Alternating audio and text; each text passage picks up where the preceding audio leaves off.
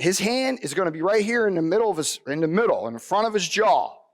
That's where you want it, because what you're doing, a lot of people talk about that they keep it on the side of their face because the hook is a more devastating punch than the jab.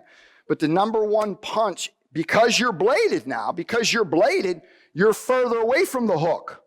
Okay, that's number one. You're further away from the hook. And then number two, you're trying to nullify and neutralize the number one punch in boxing more than any other punch, because the jab is the number one punch in boxing. So you don't want to give a pathway for the jab, okay? Now, if you're in a little more traditional stance, your hand's got to be here because you're bringing yourself closer to the hook. But the advantage of the Philly shell when you're bladed is that you're further away.